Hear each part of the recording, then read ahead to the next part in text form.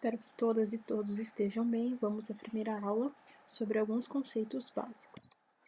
A química é a ciência que estuda a composição da matéria e as transformações que ela sofre, além de estudar também a energia que está envolvida nesses processos de transformação. Por definição, a matéria é tudo que possui massa e ocupa um lugar no espaço, ou seja, ocupa um volume. Então, basicamente tudo é matéria. A química é uma ciência muito importante por estudar a matéria, que seriam todos os sólidos, componentes da superfície terrestre. No nosso cotidiano, a química ela tem diversas aplicações, seja na medicina, agricultura, na produção de combustíveis. A química também está muito envolvida nos processos relacionados à despoluição e à desaceleração das mudanças climáticas causada pelo modo de vida que a gente tem hoje. Também a química ela é uma ciência básica que está muito presente na indústria de alimentos. Então vamos observar essa imagem. A definição geral de matéria é tudo que tem massa e o volume. Mas do que a matéria ela é feita? Então, cada tipo de matéria, cada tipo de substância é formada por moléculas. E essa substância ela é uma forma de matéria que tem uma composição definida e constante e propriedades distintas. Então, cada tipo de matéria tem as suas propriedades. Eu trouxe exemplos aqui de matérias: a água, o açúcar, o ouro, o oxigênio. Então, existem substâncias ali que têm uma composição definida e constante e propriedades distintas. Eu sei que dentro dessa matéria, dessas substâncias, eu vou ter sempre moléculas. E essas moléculas, elas vão ser formadas por átomos. Então, átomos são as menores unidades de matéria, são a unidade básica da matéria.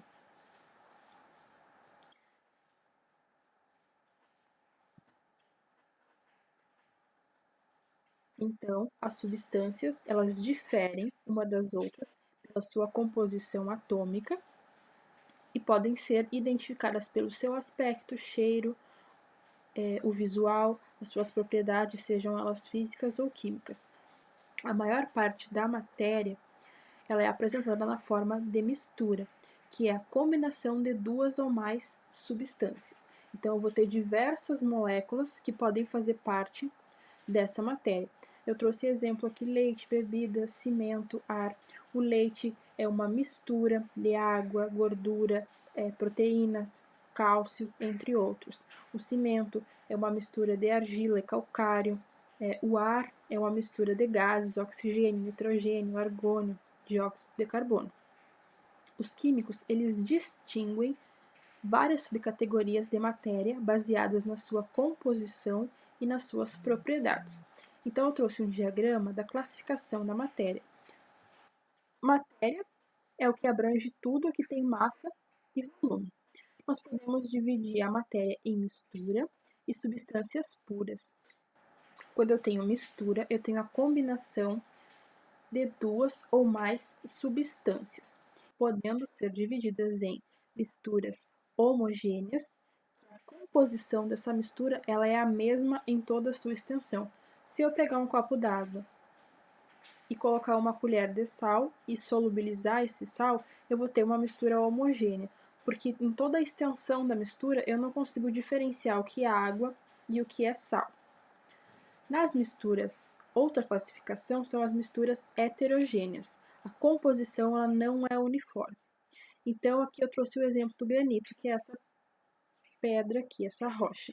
O granito, eu consigo diferenciar que existem diversos minerais que compõem esse bloco, mas ele é uma mistura, porque o bloco só se forma pela união desses minerais. Então, eu tenho uma mistura heterogênea, eu consigo diferenciar cada componente dessa mistura. A composição ela não é uniforme, ela não é homogênea. Se eu misturar água e óleo, a mesma coisa. Eu vou ter uma mistura, mas vai ser uma mistura heterogênea que apresenta duas fases, uma de água e uma de óleo. A composição da mistura ela não é uniforme. As substâncias puras são caracterizadas quando em uma proporção de matéria apresenta apenas um tipo de substância naquele meio, e elas podem ser classificadas em substâncias compostas e elementares. As substâncias compostas são formadas por dois ou mais elementos químicos unidos por ligações. Substâncias elementares, também conhecidas como substâncias simples, são aquelas constituídas apenas por um elemento, sem nenhuma combinação com outro. Por exemplo, o oxigênio aqui. A fórmula molecular do oxigênio é O2. Então, eu só tenho a combinação do elemento oxigênio. Nós vimos o que é matéria, que ela é composta basicamente por átomos. Nós vimos como chamar a matéria, quais os nomes dados à matéria. Então, vamos ver como ela se apresenta. Ela pode se apresentar em 3 estados de agregação. No estado sólido, a matéria apresenta-se com forma e volume definidos. No momento que eu tenho um sólido, eu trouxe o exemplo da água, mas isso se equivale ao sólido. Vamos pegar um pedaço de madeira, por exemplo.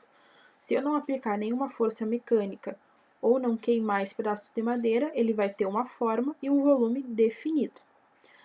As moléculas dentro desses sólidos, elas estão próximas umas das outras em razão de forças de atração entre as moléculas. Por estarem próximas umas das outras, elas têm também baixo grau de movimentação. Então, eu trouxe o exemplo. Nesse exemplo da água, nós podemos observar que no estado sólido, as moléculas elas estão mais organizadas, estão mais unidas e com baixo grau de movimentação. Apresentam forma e volume definidos. No estado líquido, a matéria em geral apresenta-se com forma variável e volume definido. Se eu medir em um copo 10 ml de água, se eu transferir esses 10 ml para um outro recipiente que tem uma outra forma diferente deste copo, a forma, o líquido, vai se adaptar a essa forma. Por isso que a forma dos líquidos ela é variável. Quanto ao volume, eu continuo tendo os 10 ml de líquido. No estado líquido, as moléculas elas estão mais afastadas umas das outras, diminuindo assim então a força de atração entre elas. É isso que permite que elas sejam mais fluidas.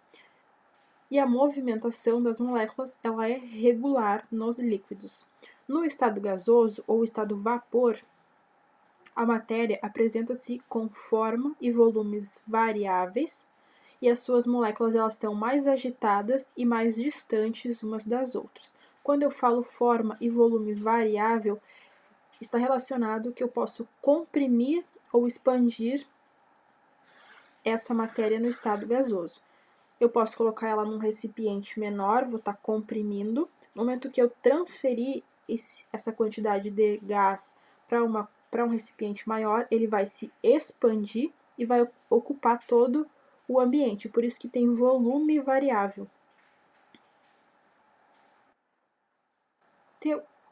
Tem algumas mudanças físicas que não alteram a matéria, a composição da matéria, que são denominadas e que são importantes. Sublimação é o processo de passagem do estado sólido para o estado gasoso. O processo contrário de sublimação é a ressublimação, que é a passagem do estado gasoso para o sólido. A fusão é quando eu tenho a passagem do estado sólido para o líquido. A solidificação é o inverso, a passagem do estado líquido para o sólido, solidificação. Quando a gente vai fazer gelo, a gente faz um processo de solidificação. Ebulição é a passagem do estado líquido para o gasoso. A liquefação ou condensação é a passagem do estado gasoso para o líquido. A matéria ela também apresenta propriedades. Essas propriedades elas podem ser gerais ou específicas. As propriedades gerais abrangem toda a matéria. Dentro das propriedades gerais, nós temos a inércia, que é a tendência da matéria de manter o seu estado, ou seja, se eu tenho um corpo imóvel, que não tem nenhuma ação de uma força externa, ele tende a permanecer em inércia. Massa, que é a quantidade de partículas da matéria em um corpo. A massa normalmente é dada em quilogramas. Impenetrabilidade. Com certeza vocês já ouviram falar desse. Dois corpos não podem ocupar o mesmo lugar no espaço ao mesmo tempo. Por que isso não pode ocorrer? Porque eles possuem volume. E o volume nada mais é do que quando a matéria ocupa um lugar no espaço. Compressibilidade. Capacidade da matéria de sofrer uma redução do seu volume decorrente de um aumento de pressão. Divisibilidade. A matéria pode ser dividida em partes infinitamente pequenas sem perder a sua composição química. Se eu tiver um pão e eu começar a picar uma fatia de pão, por exemplo, fizer uma fatia e começar a picar essa fatia, o farelo do pão ele vai ter as mesmas propriedades do que o pão inteiro, sem nenhuma divisão. Quanto às propriedades específicas, elas são inerentes à composição da matéria, a do que a matéria ela é composta. E as propriedades específicas elas podem ser divididas em propriedades químicas e propriedades físicas.